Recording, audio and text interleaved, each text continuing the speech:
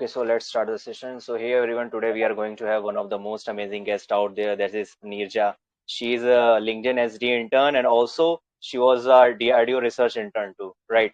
So yeah, that's pretty much about her. Neerja, you can introduce yourself if I have missed some points. Okay. So, hey everyone, I am Neerja Tiwari. I am a third year IT undergrad from Maharaja Agriseni Institute of Technology, which is in Delhi. So, yeah, to be very honest, it's a tier 3 college. ठीक है. और सबसे पहले I did an intern in DRDO पिछले साल जून जुलाई. It was a research intern. After that, I was selected for DShaw program, that is the DESSS and Educare program. That was a program for 6 months. And after that, I cracked LinkedIn and currently I'm interning. So right now I'm in Bangalore. So my intern is going on. So yeah, that's it. Yeah, so let's discuss about your whole journey, how you started your programming and all, and got these amazing opportunities out there. Yeah. Okay. So I actually I was not aware about what coding is, what C is when I came in my first semester. So I am basically from Jabalpur, Madhya Pradesh. Then I shifted to Delhi for my graduation. To be very honest, I even didn't knew that I have to go in corporate field. I was searching various options. Then some of my friends were doing coding, like they were very far apart. वो मुझसे बहुत आगे निकल गए थे, वो बहुत अच्छी कोडिंग कर रहे थे. तो फिर मैंने स्टार्ट की अपनी coding journey basic YouTube channels नहीं, जैसे कोड विथ हैरी, अपना college and Yeah. like Learning Lad. There were various YouTube channels. So I used to type in YouTube best C++ course, best C++ tutorial. So that's how I started. But I started initially. There was not a strong foundation, but yeah, things went up. फिर second year में क्या हुआ, I learned a lot of things, पर it was not structurized कि हाँ ठीक है trees के ये स्टैंडर्ड क्वेश्चंस है, ये आइडिया नहीं रहता था. तो फिर I joined a course from coding blocks. तो वो कुछ 4.5 महीने का कोर्स था डीएसए का इन C++ लैंग्वेज. उसको बहुत थॉरली किया था मैंने. उनका हैकर ब्लॉक्स का प्लेटफॉर्म था, उसमें क्वेश्चंस किए. जब वो कोर्स खत्म हुआ तब I start, there is a YouTube channel of Love Babbar भैया. So he has taught DSA in C++ very nicely. I love that course. तो फिर वहां से भी एक बार रिवाइज करा, उन्होंने जितने क्वेश्चंस कराए वो करा. फिर 450 DSA की शीट वाले क्वेश्चंस थे वो किए. तो ओवरऑल ऐसे मैंने पूरा सम अप करके DSA कंप्लीट करा. आफ्टर दैट जैसे ही DSA मेरी हो ही गई थी, उसके साथ साथ मैंने डेवलपमेंट भी की थी. पूरी डेवलपमेंट नहीं, बट हाँ मैंने रिएक्ट, नोड, मोंगो ऐसे जो टेक स्टैक्स थे वो किए थे. और साथ साथ मैं हैकाथॉन्स में पार्टिसिपेट करती थी. तो अब जैसे हैकाथॉन में कोई पाइथन फ्लास्क का प्रोजेक्ट बनाना है तो तुरंत फ्लास्क सीख ली. So I started building that attitude of learning any technology as early as I can. So धीरे धीरे ऐसे हुआ. I even participated in Smart India Hackathon. Though our team didn't win, it was very initially, but I had a good experience for that also. उसके बाद फिर जून जुलाई आई, so I applied in DRDO. My resume was pretty good. तब तक I have made some good projects. बस good projects ही थे, कुछ experience नहीं था. तो प्रोजेक्ट्स के बेसिस और आई गेस CGPA के बेसिस में they selected that resume for DRDO. तो DRDO में आई डिड एन इंटर्न. वहां पे मेरे ऊपर एक साइंटिस्ट थे, तो मैंने उनके अंडर एक रिसर्च इंटर्न की थी. I even made a research paper as well. उसके बाद फिर during the month of October I was selected for DShaw, so I went for Hyderabad. And then I came to know about what corporate world is. Actually जब office में जाते और देखते हैं कि होता क्या है, तब पता चला अच्छा कॉर्पोरेट में ऐसा काम होता है, ऐसा लाइफ कल्चर होता है. फिर उसके बाद my DSA was going on. मतलब I use to practise questions daily, LeetCode daily चलता रहता था. मतलब हम सारे दोस्त बैठ के ठीक है एक क्वेश्चन करना है मिनिमम, पूरी मस्ती मार लो पर एक क्वेश्चन डेली करना है ग्रुप में बैठ के, तो हम वो करते थे. Then we use to discuss different approaches for that particular problem, कि कोई इस अप्रोच से, कोई सेकंड अप्रोच से. तो फिर उससे थिंकिंग कैपेबिलिटी बढ़ने लग गई थी. फिर लिंक्डइन के वो निकला, तो फिर उसमें अप्लाई करा, तो लिंक्डइन में फिर there was one technical coding round, फिर एक टेक्निकल इंटरव्यू था, फिर उसके बाद होस्ट मैनेजरियल राउंड था, स्टार्टिंग वाज रेज्यूम शॉर्टलिस्टिंग। तो ये सारे प्रोसेस के बाद फिर नवंबर में रिजल्ट आया था कि हाँ यू आर सिलेक्टेड। तो फिर yeah that's it, this is my whole journey of coding. That's great. That's great. So, can I ask you, like, what are the resources that you follow in your journey? Because there are a lot of resources. There are various paid courses, various free courses out there, many YouTube channels. So, what are the specific resources that you followed in your journey? So if I talk about resources, starting में तो मैं हर जगह हाथ मारती थी, फिर I made everything consistent, कि एक कंसोलिडेट चीज कर ली थी, फिर वो करती थी। तो I initially did questions from Hacker Blocks Coding Blocks एक साइट है, वहां पे क्वेश्चंस रहते थे, तो वो क्वेश्चंस किए थे मैंने। लव बब्बर भैया की 450 जो डीएसए की शीट थी वो की थी मैंने, सारे क्वेश्चंस किए थे। उन्होंने यूट्यूब चैनल में अपने काफी सारे कोड स्टूडियो, जीएफजी और लीड कोड के भी क्वेश्चंस डाले हैं, कुछ 100, 200, 300। तो वो भी जब वीडियोस देखती थी तो वो भी कर लेती थी। लीड कोड कंटेस्ट तो हम देते रहते थे। हाँ, लाइक ऐसे ओवरऑल क्वेश्चंस काफी कर लिए थे मैंने। So these were some of my resources. मैंने CP ज्यादा नहीं की थी because I didn't found anything interesting in it. But ठीक है, I give some of the other contests to build my वो coding, मतलब technical rounds निकालने के लिए उतना लेवल का सोचना वो डेवलप हो गया था मेरा कोड शेफ में कंटेस्ट देने के बाद। तो या मैं लीड कोड के कंटेस्ट देती थी डेली, रेगुलर बेसिस में दिया है, और क्वेश्चंस करीब 550-600 questions I did, and even I revised, I made. उसके बाद फिर मैंने एक लिस्ट ऑफ क्वेश्चंस बनाई थी, उसमें से सिलेक्ट करके कि हाँ एरेज के ये स्टैंडर्ड क्वेश्चंस है, ट्रीज के ये मेरी खुद की लिस्ट थी। और कोई भी इंटरव्यू आता था तो मैं उस लिस्ट ऑफ क्वेश्चंस को रिवाइज कर लेती थी। सो ये थोड़ी सी स्मार्ट स्ट्रैटेजी थी कि एक दिन पहले इतना सारा कैसे पढ़े, तो वो लिस्ट ऑफ क्वेश्चंस लिख लेते और बस उन्हीं को रिवाइज कर लेती थी मैं।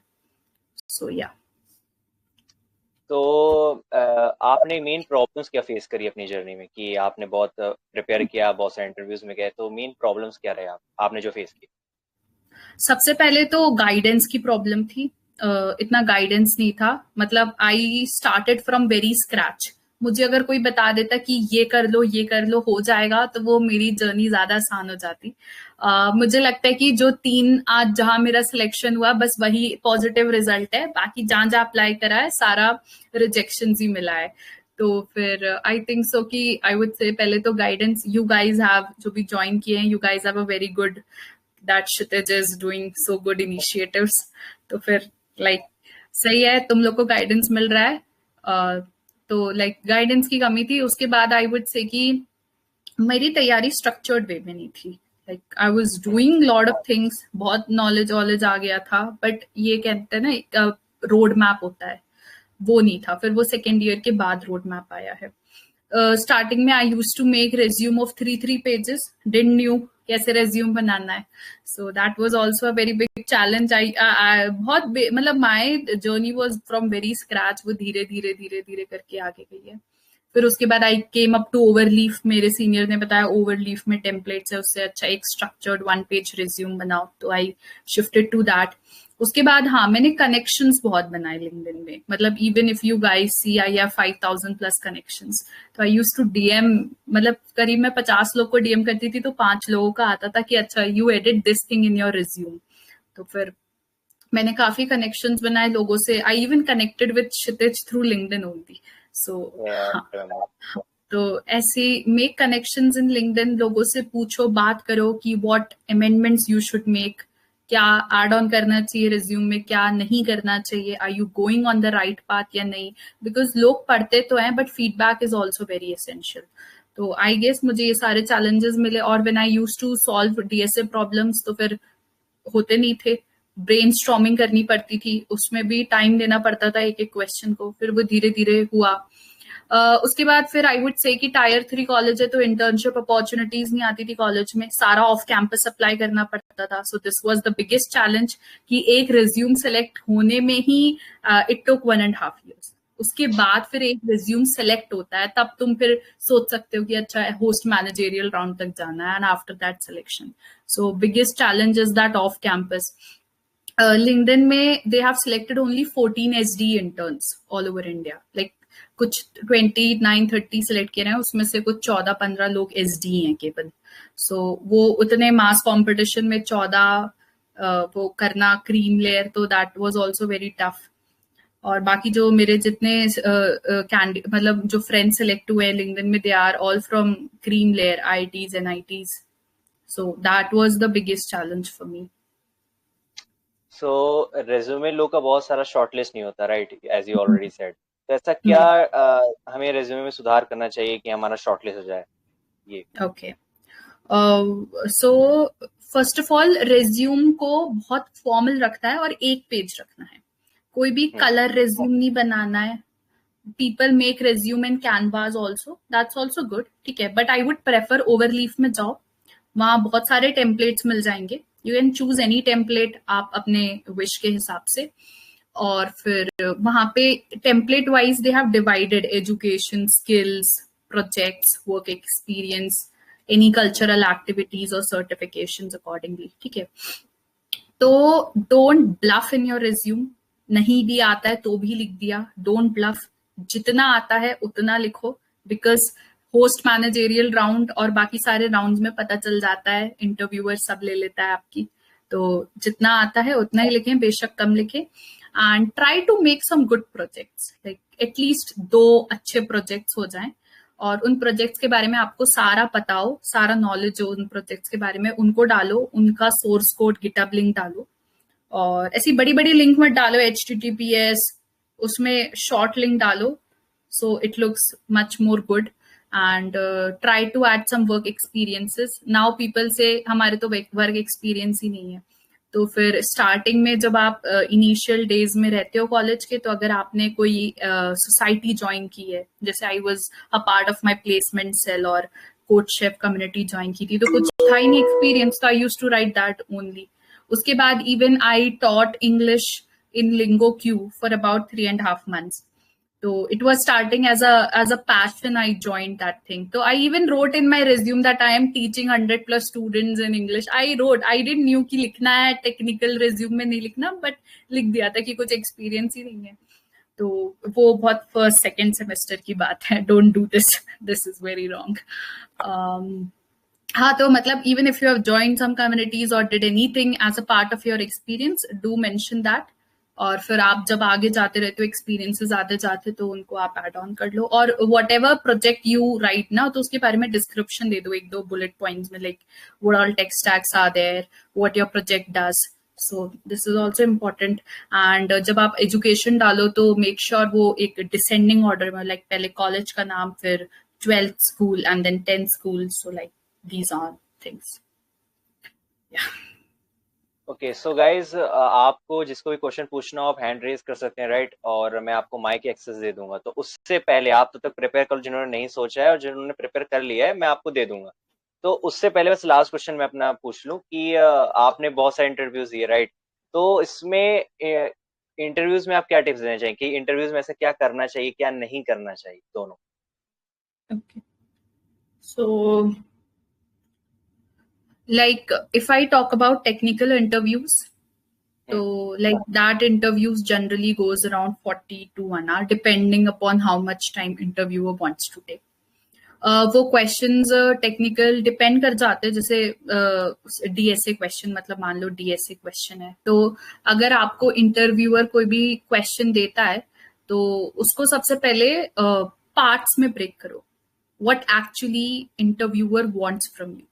इंटरव्यूअर डायरेक्टली नहीं बोलता कि आप कोड करो, पहले वो आपसे अप्रोच पूछेगा.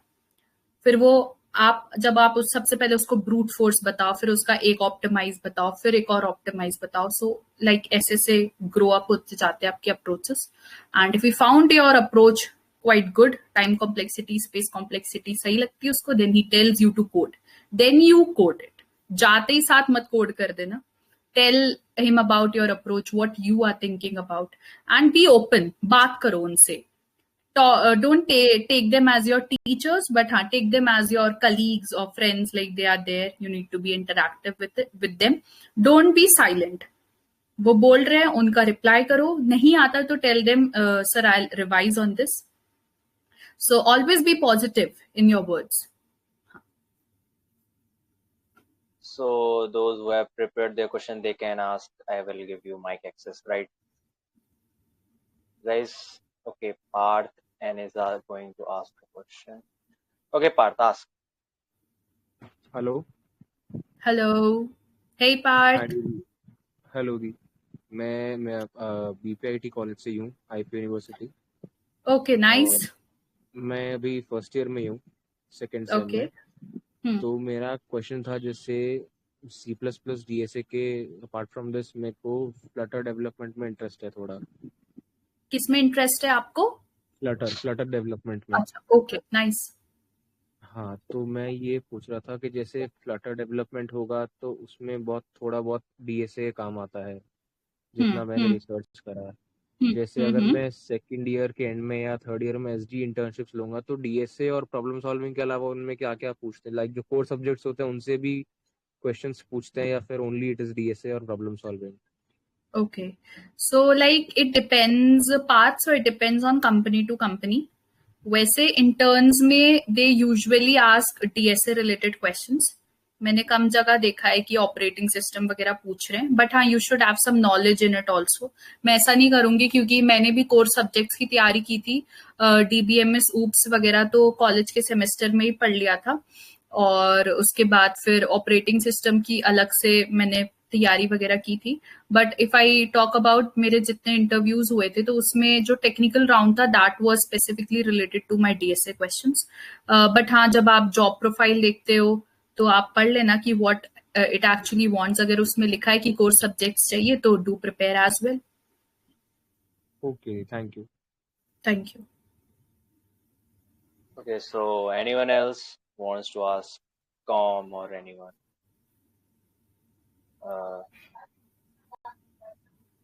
Com, you want to ask? AE wants to ask the question. Okay, ask.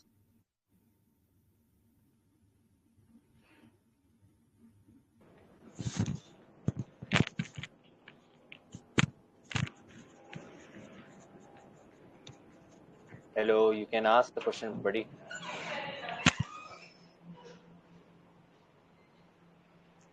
Hello, ma'am.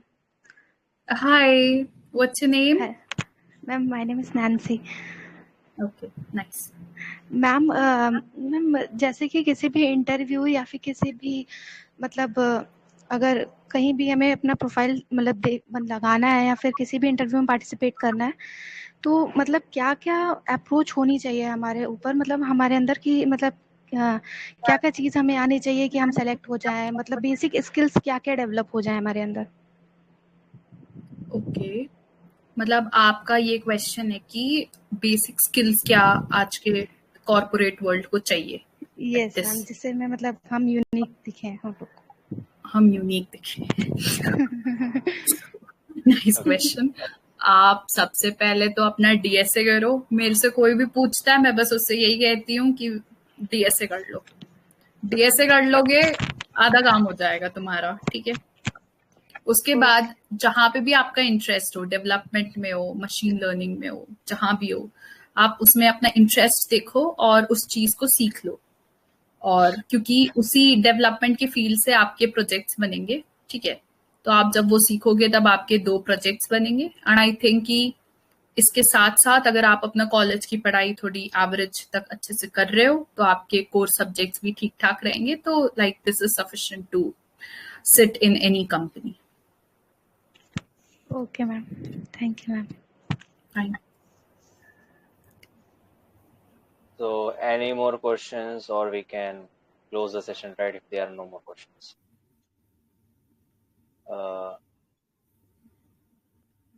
So, no more questions, guys.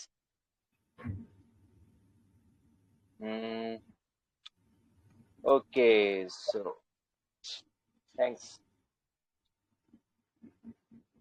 Okay, so yeah, Nirja, Thanks for the session. Okay. Thank you, Kshitij. It You are was doing a great to wonderful job. yeah, thank you. It's great that you have given your valuable time, right? It's okay. Thank you. Okay. Okay, bye guys. Bye.